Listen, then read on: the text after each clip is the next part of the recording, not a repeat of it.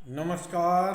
कल ये बात फिर तय हो गई कि नियम कानून सिर्फ विपक्षी दलों के लिए है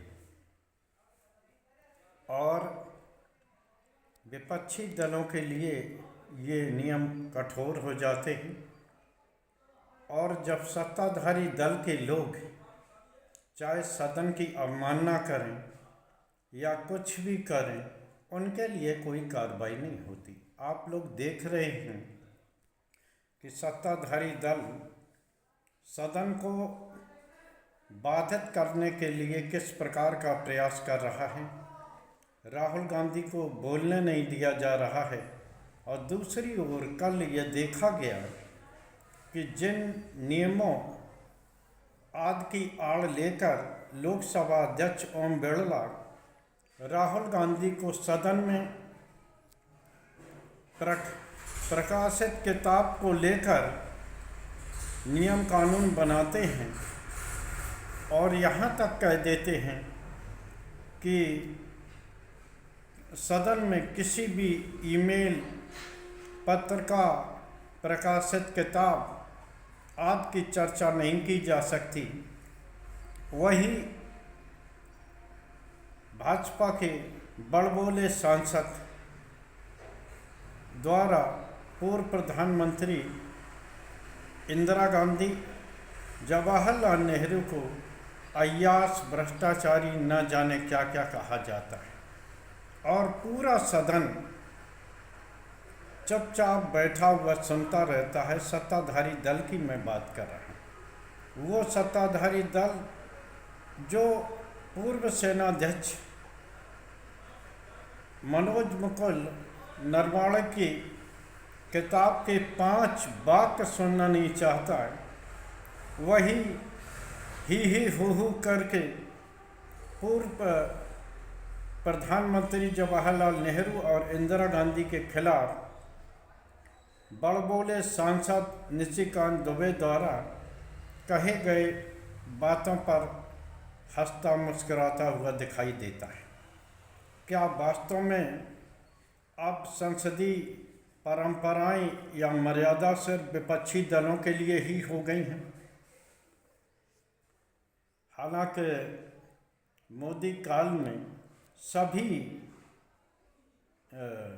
जो संवैधानिक संस्थाएं हैं उनका किस प्रकार से उनका क्षरण हुआ है, उनकी मर्यादाएं टूटी हैं, इस बात को लेकर मैं बातचीत करके आपका महत्वपूर्ण समय नष्ट नहीं करना चाहता। लेकिन कल एक और मर्यादा टूटी। ये एक नियम है कि अगर सदन चल रहा होता है तो जो भी मंत्री होते हैं वो सदन के अंदर ही अपनी बात रखते हैं। लेकिन अमेरिका से ट्रेड डील को लेकर कल 20-22 मिनट जो सरकार के कॉरपोरेट मंत्री हैं पीयूष गोयल, वो अपनी बात रखते रहे और सदन में जब वो बोले तो उन्होंने डील को लेकर सांसदों को कोई स्पष्ट बातें नहीं बताई, सिर्फ डील अच्छी है इसका जिक्र ही वो करते रहे। आखिर मुझे क्या, एक सामान्य जो कक्षा 5 या 6 में पढ़ा बालक होगा, अगर उसे ये बता दिया जाए कि पहले किसी वस्तु पर 3% कर लगता था, अब उसी वस्तु पर 18% कर लगेगा, तो देश या देशवासियों को इससे घाटा होगा या फायदा होगा, वो बता देगा कि इसमें निश्चित तौर पर घाटा होगा। लेकिन जिस तरह से भारतीय जनता पार्टी सरकार के लोग और उनके प्रवक्ता जिस प्रकार से जबरदस्ती एक पक्षी झुकी हुई डील को देश के लिए फ़ायदेमंद बता रहे हैं, उसकी तो सिर्फ आलोचना ही की जानी चाहिए और की जाती है। आखिर सरकार ये बताए कि आखिर ये डील किस तरह से फ़ायदेमंद है, और अगर ये डील फ़ायदेमंद है, और जैसा कि कॉरपोरेट मंत्री ने भी कहा कि इस डील में किसानों के हितों का, पशुपालकों के हितों का ख्याल रखा गया है, तो वो ये बताएं कि आखिर अमेरिका के राष्ट्रपति, उनकी प्रेस प्रतिनिधि, राष्ट्रपति भवन की, और यहाँ तक कि अमेरिका के कृषि मंत्री और कृषि सचिव ये क्यों कह रहे हैं कि अमेरिका ने जो डील मोदी के अनुरोध पर की है, और इससे अमेरिका के कृषि क्षेत्र और ग्रामीण क्षेत्रों को फ़ायदा होगा। क्या अमेरिका गलत कह रहा है?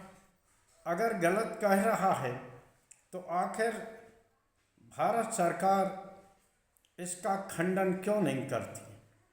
कहीं ऐसा तो नहीं हो जैसा कि मेरा सूत्र जानकारी दे रहे हैं कि अभी तक डील फाइनल नहीं हुई है, लेकिन इसके बीच में जिस तरह से इस तरह की बातें आ रही हैं, क्या सरकार किसी महत्वपूर्ण मुद्दे को भटकाने के लिए इस तरह के खेल खेल रही है?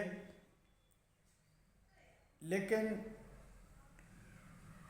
जिस तरह का रवैया सत्ताधारी दल का विपक्ष के प्रति दिखाई देता है, अगर उससे आधा या चौथाई भी रवैया अमेरिका के उस बददिमाग राष्ट्रपति के प्रति होता तो उसकी सराहना की जाती। किस प्रकार से ऑपरेशन सिंदूर के दौरान करीब आधे सैकड़ा से अधिक बार ट्रंप द्वारा ये दावा किया गया कि पाकिस्तान और भारत के बीच जो सीज फायर है उसने कराया है। किस तरह से उन्होंने भारत के लोगों को हथकड़ी बेड़ी में जकड़कर भारत में भेजा, और किस प्रकार से उन्होंने कदम कदम पर देश के प्रधानमंत्री की प्रतिष्ठा से धब्बा लगाया, खिलवाड़ किया, लेकिन वहाँ देश के प्रधानमंत्री और पूरी पार्टी भारतीय जनता पार्टी मौन नजर आई।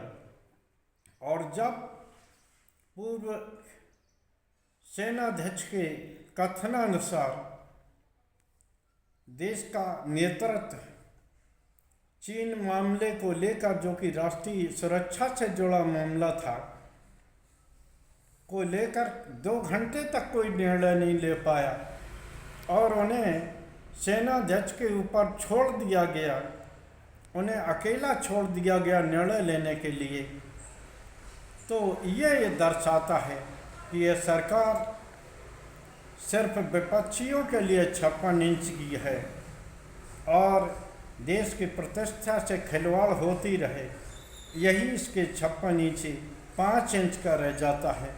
आज के ब्लॉग में बस इतना ही। जय हिंद, जय भारत। आप लोगों से निवेदन है कि आपको अगर हमारा ब्लॉग अच्छा लगे कृपया इसको शेयर करें और कमेंट करके ये ज़रूर बताएं कि आप कहाँ से मेरे चैनल को देख रहे हैं और आपको हमारा ये कंटेंट कैसे लगता है। जय हिंद, जय भारत। कल फिर किसी नए मुद्दे पर आपके साथ जुड़ने की कोशिश करूँगा। जय हिंद।